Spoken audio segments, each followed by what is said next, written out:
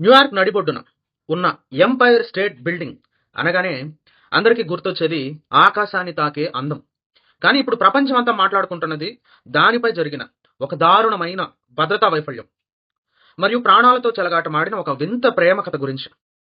Netflix sky walkers ఏ love story documentary ద్వారా ఇప్పటికే ప్రపంచానికి పరిచయమైన రష్యన్ రూఫ్ టాపర్స్ ఐవన్ బీర్కస్, అంటే ఇతన్ని ఐవన్ కుజ్నోత్సోవ్ అంటారు, మరియు ఏంజెలా నికోలావ్. సో వీళ్ళిద్దరూ బుధవారం మధ్యాహ్నం 1454 అడుగుల ఎత్తులో ఉన్న ఎంపైర్ స్టేట్ బిల్డింగ్ యాంటెన్నా పైకెక్కి చేసిన హంగామా ఇప్పుడు అంతర్జాతీయంగా పెను సంచలనంగా సృష్టిస్తుంది. ఎలాంటి రక్షణ వలయాలు, రోప్స్, హర్నెన్స్లు లేకుండా కేవలం బ్లాక్ డ్రెస్లు, మాస్కులు ధరించి అంత ఎత్తున ఉన్న సన్నటి యాంటెన్నాపై నిలబడి వాళ్ళు ఒక నల్లటి బ్యానర్ను ప్రదర్శించారు.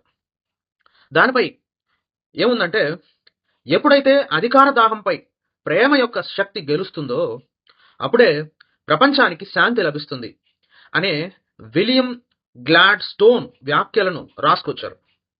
ఆ తర్వాత టవర్ కింద భాగంలో ఉన్న చిన్న ప్లాట్ఫారంపై ఐవన్ మోకాళ్లపై కూర్చొని ఏంజెలాకు రింగ్ తొడిగి ప్రపోజ్ చేయడం, ఆమె దాన్ని సోషల్ మీడియాలో పోస్ట్ చేయడం క్షణాల్లో వైరల్ అయ్యాయి. అయితే చూసే వాళ్లకు ఇది ఎంత రొమాంటిక్గా అనిపించినా దీని వెనకున్న చేదు నిజాలు, వివాదాలు, భద్రతా వ్యవస్థల నగ్న స్వరూపం మాత్రం అత్యంత భయంకరంగా ఉన్నాయి. ఇది కేవలం ఒక ప్రపోజల్ మాత్రమే కాదు, న్యూయార్క్ నగర భద్రతా చరిత్రలోనే అత్యంత ఘోరమైన వైఫల్యం. ఇంతటి కఠినమైన భద్రత ఉండే ఐకానిక్ బిల్డింగ్లోకి, ముఖ్యంగా పబ్లిక్ అస్సలు అనుమతి లేని 103వ ఫ్లోర్లోని వాటర్ టవర్ మెయింటెనెన్స్ హ్యాచ్ గుండా వీళ్ళు ఎలా వెళ్ళగలిగారు? అక్కడున్న మెటల్ నెట్ గేట్లను దాటుకొని లోపలికి వెళ్తుంటే సెక్యూరిటీ గార్డులు ఏం చేస్తున్నారు అనే ప్రశ్నలు ఇప్పుడు న్యూయార్క్ పోలీసులను వేధిస్తున్నాయి. వీళ్ళు బిల్డింగ్ యాంటెనా పైకి ఎక్కగానే కిందున్న పర్యాటకులు షాక్కి గురయ్యారు. పోలీసులు వెంటనే అబ్జర్వేషన్ డెక్ ఖాళీ చేయించి చుట్టుపక్కల రోడ్లను బంద్ చేశారు. ఎన్వైపిడి హెలికాప్టర్లు ఆ ప్రాంతాన్ని చుట్టుముట్టాయి. చివరికి ఎమర్జెన్సీ సర్వీసెస్ యూనిట్ అధికారులు ప్రాణాలకు తెగించి ఆ సన్నటి నిచ్చెనల ద్వారా పైకి వెళ్లి వాళ్లను కిందకు దించాల్సి వచ్చింది. కిందకు రాగానే పోలీసులు వీళ్ళిద్దరిని అరెస్ట్ చేసి బర్గ్లరీ, అంటే దొంగతనం కోసం అక్రమ ప్రవేశం, మరియు రెక్లెస్ ఎండేంజర్మెంట్, అంటే ఇతరుల ప్రాణాలను ప్రమాదంలోకి పడేయడం, మరియు క్రిమినల్ ట్రెస్పాస్ మరియు డిజాస్టర్లీ కాండక్ట్ వంటి తీవ్రమైన సెక్షన్ల కింద కేసులు నమోదు చేశారు. ఈ ఘటనపై తీవ్రమైన చర్చలు నడుస్తున్నాయి. మాజీ ఎఫ్బిఐ డెప్యూటీ డైరెక్టర్ ఆండ్రూ మెక్ కేబ్ స్పందిస్తూ, ఇది నగర అధికారులను, బిల్డింగ్ యాజమాన్యాన్ని చాలా ఇరకాటంలో పడేసిన ఘోరమైన చర్య. ఇలాంటి వాళ్లను కఠినంగా శిక్షించకపోతే రేపొద్దున ఇదొక ట్రెండ్లా మారి వేరే వాళ్ళకు కూడా ఇలాంటి పిచ్చి పనులు చేస్తారు.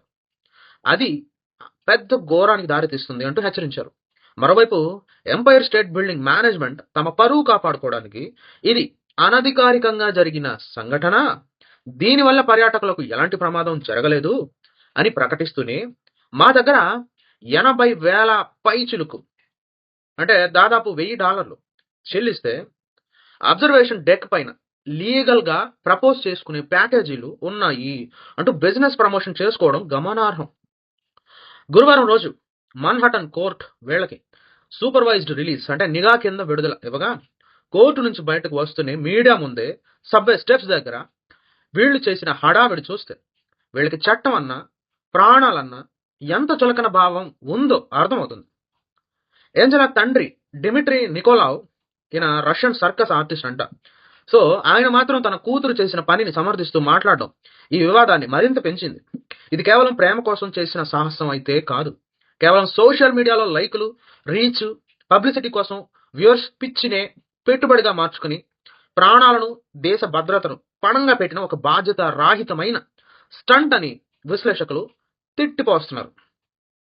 కోర్టు మెట్లు దిగుతూ కూడా ఎలాంటి పశ్చాత్తాపం లేకుండా మీడియా కెమెరాల ముందు వీళ్లు ప్రదర్శించిన అహంకారం చట్టాన్ని ఎంత తేలిగ్గా తీసుకున్నారో స్పష్టం చేస్తుంది. అసలు వీళ్ళు చేసిన పని వెనక ఉన్న నగ్న సత్యాన్ని తవ్వి తీస్తే ఇది కేవలం ఈ ముద్దు ముచ్చటతో కూడిన ప్రేమ వ్యవహారం కాదు. దీని వెనుక క్లిక్ బైట్ సంస్కృతి, డిజిటల్ అటెన్షన్ కోసం ఎంతకైనా తెగించే ఒక ప్రమాదకరమైన సైకాలజీ దాగుంది. న్యూయార్క్ నగర గుండెకాయ లాంటి ప్రాంతంలో, అది 9/11 దాడుల తరువాత ప్రపంచంలోనే అత్యంత కఠినమైన నిఘా నీడలో ఉండే ఒక ఐకానిక్ కట్టడంపై ఇంత సులభంగా వీళ్ళు ఎలా చొరబడగలిగారు అనేది ఇప్పుడు భద్రతా నిపుణులను నిద్రపోనివ్వడం లేదు. అంతర్జాతీయ ఉగ్రవాద ముప్పు నుంచి పొంచి ఉన్న ఈ రోజుల్లో చేతిలో కెమెరాలతో కాకుండా ఆయుధాలతోనో పేలుడు పదార్థాలతోనో ఎవరైనా ఆ స్థాయికి వెళ్తే పరిస్థితి ఏంటి అనే భయంకరమైన నిజాన్ని ఈ ఘటన ఊహించని విధంగా భయపెట్టింది. పోలీసులు వీళ్లపై పెట్టిన కేసులు కేవలం ఐకానిక్ బిల్డింగ్ లోకి దూరినందుకు మాత్రమే కాదు, వీళ్ళు అక్కడ ఆ నల్లటి బ్యానర్ కట్టడానికి ప్రయత్నించినప్పుడు కింద ఉన్న వేలాది మంది ప్రాణాలను పణంగా పెట్టారు. అంత ఎత్తులో వీస్తున్న బలమైన గాలులకు ఆ బ్యానర్ గాని లేదా వాళ్ళ చేతిలో ఉన్న కెమెరా ఎక్విప్మెంట్లు గాని పొరపాటున కింద పడి ఉంటే అది బుల్లెట్ వేగంతో దూసుకొచ్చి కింద నడుచుకుంటూ వెళ్లే సాధారణ పౌరుల ప్రాణాలను తీసేది. ఈ మొత్తం వ్యవహారంపై అమెరికా సోషల్ మీడియా మరియు పొలిటికల్ సర్కిల్స్ రెండుగా చీలిపోయాయి. న్యూయార్క్ సిటీ పోలీస్ కమిషనర్ ఈ సంఘటనపై అత్యంత ఘాటుగా స్పందిస్తూ, ఇది పబ్లిసిటీ కోసం చేసిన ఒక పిచ్చి స్టంట్ మాత్రమే కాదు, ఇది ముమ్మాటికి నేరం. మా ఎమర్జెన్సీ సర్వీసెస్ అధికారులు తమ ప్రాణాలను పణంగా పెట్టి ఆ గాలిలో అంత ఎత్తుకు వెళ్లాల్సి వచ్చింది, వీళ్ళకి జైలు శిక్ష పడాల్సిందే అని డిమాండ్ చేశారు. కానీ మరోవైపు ఈ రూఫ్ టాపర్స్ ఫాలోవర్స్ మాత్రం దీన్ని అల్టిమేట్ రొమాంటిక్ యాక్ట్ అంటూ నెట్టింట్లో ట్రెండ్ చేస్తున్నారు. వాస్తవానికి ఈ ఇద్దరు రష్యన్ పౌరులు అమెరికా వీసాపై ఇక్కడికి వచ్చి ఇలాంటి తీవ్రమైన ఉల్లంఘనలకు పాల్పడడం వెనుక అంతర్జాతీయ చట్టాల లొసుగులు కూడా స్పష్టంగా కనిపిస్తున్నాయి. వీరు కోర్టు నుంచి బయటకు రాగానే ఇన్స్టాగ్రామ్లో ప్రేమకు సరిహద్దులు లేవు, ఎత్తులు లేవు అంటూ పెట్టిన పోస్టుకి మిలియన్ల కొద్ది వ్యూస్ రావడం చూస్తుంటే ఈ తరం యువతకి ప్రాణం కంటే సోషల్ మీడియా అటెన్షనే ఎక్కువైపోయిందనేది అనే చేదు నిజం అర్థమవుతోంది. చట్టాన్ని ఉల్లంఘించి పరుల ప్రాణాలను రిస్కులో పడేసే సంపాదించే ఈ డిజిటల్ ఫేమ్ వెనుక ఉన్న క్రూరత్వాన్ని ఎవరూ ప్రశ్నించడం లేదు. ఇక ఏంజెలా తండ్రి డెమెట్రీ నికోలావ్ ఇచ్చిన స్టేట్మెంట్లు ఈ వివాదానికి మరింత నెయ్యి పోసాయి. నా కూతురు ఒక ఆర్టిస్ట్, ఆమె రక్తంలోనే సాహసం ఉంది.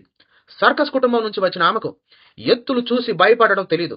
ఇందులో చట్టాన్ని ఉల్లంఘించాలనే ఉద్దేశం లేదు, కేవలం తమ ప్రేమను ప్రపంచానికి చాటాలనే తపన మాత్రమే ఉంది అంటూ కూతురి నిర్వాకాన్ని సమర్థించడంపై తీవ్ర విమర్శలు వ్యక్తమవుతున్నాయి.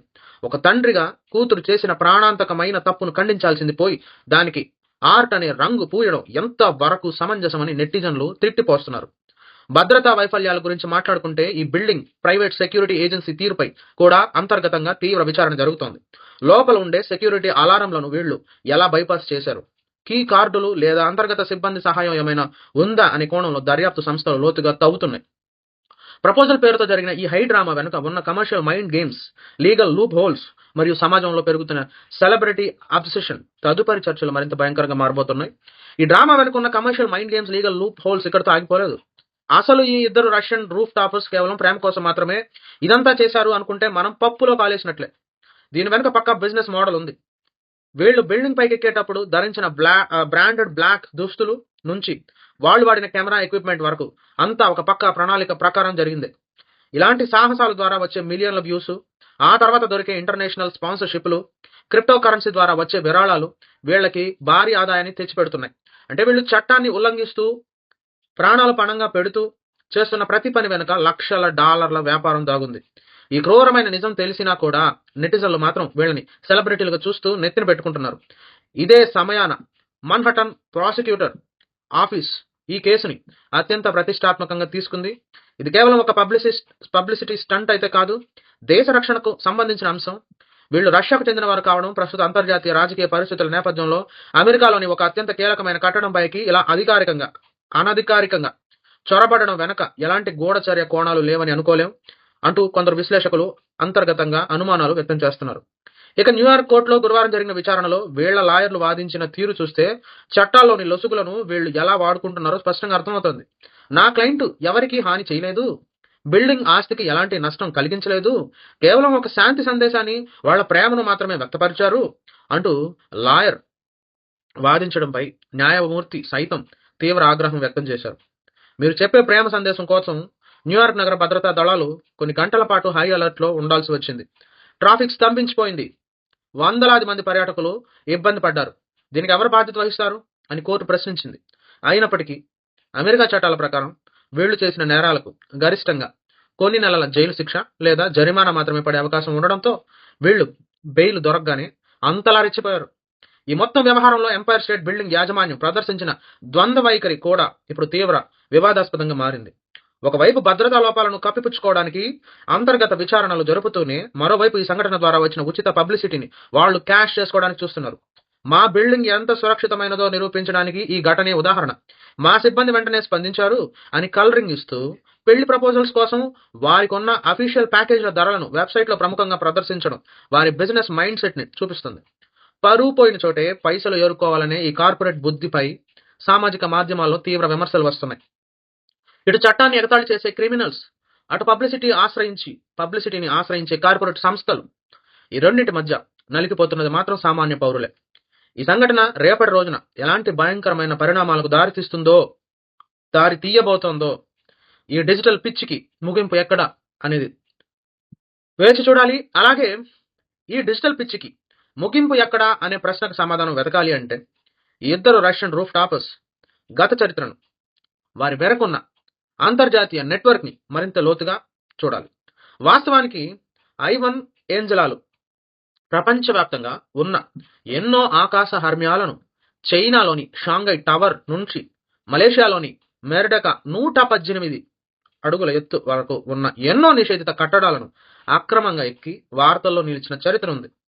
ప్రతిసారి వీళ్లు పట్టుబడినప్పుడు కేవలం చిన్నపాటి జరిమానాలతో లేదా దేశ బహిష్కరణలతో తప్పించుకుంటూ రావడం వల్లే వీళ్లలో చట్టాల పట్ల భయం పూర్తిగా పోయింది. న్యూయార్క్ నగరంలో కూడా వీళ్ళు సరిగ్గా ఇదే లీగల్ లూప్ హోల్స్ ను వాడుకున్నారు. విదేశీ పౌరులుగా వీళ్ళు అమెరికాలో చేసే ఇలాంటి స్టంట్స్ కేవలం క్రిమినల్ టెస్ట్ పాస్ కిందకి వస్తాయని, ప్రాణ నష్టం జరిగినంత మాత్రాన కఠినమైన శిక్షలు పడవనే ధీమా వీరిని ఇంతటి తెగింపుకు గురి చేసింది. అయితే ఈసారి పరిస్థితి భిన్నంగా మారేలా కనిపిస్తుంది. ఎందుకంటే హోమ్లాండ్ సెక్యూరిటీ మరియు FBI ఈ వ్యవహారాన్ని కేవలం ఒక ప్రేమ జంట చేసిన పిచ్చి పనిగా చూడడం లేదు. రష్యా అమెరికా మధ్య ఉన్న ప్రస్తుత తీవ్ర ఉద్రిక్తతల నేపథ్యంలో న్యూయార్క్ నగర గుండెకాయ లాంటి ల్యాండ్ మార్క్ పై భద్రతా వ్యవస్థలను ఇంత దారుణంగా బైపాస్ చేసిన వీళ్ళని దేశ రక్షణకు ముప్పుగా పరిగణించి వీళ్ల వీసాలను రద్దు చేసి శాశ్వతంగా దేశం నుంచి బహిష్కరించేందుకు రంగం సిద్ధం చేస్తున్నారు. మరోవైపు ఈ ఘోర వైఫల్యానికి బాధ్యత వహిస్తూ ఎంపైర్ స్టేట్ బిల్డింగ్ భద్రతా విభాగానికి చెందిన ఇద్దరు టాప్ అధికారులు ఇప్పటికే తమ పదవుల నుంచి తప్పుకోవాల్సి వచ్చింది. అంతర్గత నివేదికల ప్రకారం సదరు రూఫ్ టాపర్స్ బిల్డింగ్ లోపలికి ప్రవేశించడానికి వీలుగా కొన్ని వారాల ముందే ప్లాన్ చేసుకున్నారని, భద్రతా సిబ్బంది షిఫ్టులు మారే సమయాన్ని CCTV కెమెరాల బ్లైండ్ స్పాట్ ను పక్కాగా స్కెచ్ వేసి మరి ఈ పనికి ఒడిగట్టారని తెలిసింది. ఇంతటి ఇంటెలిజెన్స్ ఫెయిల్యూర్ దేశవ్యాప్తంగా ఉన్న ఇతర ఎత్తైన కట్టడాల యాజమాన్యాలను కూడా ఉలికి పడేలా చేసింది. ఈ ఘటన తర్వాత అమెరికాలోని ప్రధాన నగరాల్లో ఉన్న స్కై స్క్రాపర్స్ అన్నింటికి అత్యంత కఠినమైన కొత్త సెక్యూరిటీ ప్రోటోకాల్స్ ని జారీ చేశారు. కేవలం సోషల్ మీడియా అటెన్షన్ కోసం, బ్రాండ్ ఎండార్స్మెంట్ల కోసం వచ్చే కొన్ని వేల డాలర్ల స్పాన్సర్షిప్ మనీ కోసం వ్యవస్థలను ఇంతలా వాడుకోవడం వెనుకున్న అసలు ద్రోహాన్ని అమెరికన్ పౌరులు తీవ్రంగా తప్పుపడుతున్నారు. అంతిమంగా ఈ ఎంపైర్ స్టేట్ బిల్డింగ్ వివాదం ప్రపంచానికి ఒక స్పష్టమైన మరియు కఠినమైన నిజాన్ని గుర్తు చేసింది. ఇంటర్నెట్ యుగంలో లైకులు, వ్యూస్ అనేవి ఒక కొత్త రకమైన మాదక ద్రవ్యంగా మారాయి. దీనికోసం మనుషులు తమ ప్రాణాలను కాదు, వందలాది మంది ఇతరుల భద్రతను, దేశాల సార్వభౌమత్వాన్ని కూడా పణంగా పెట్టడానికి సిద్ధమవుతున్నారు. చట్టాన్ని ఎగతాళి చేస్తూ కోర్టుల బయట ముద్దులతో హంగామా చేసిన ఈ జంటను ఒక రోల్ మోడల్ గా చూస్తున్న నేటి తరం సైకాలజీ మరింత ప్రమాదకరమైంది.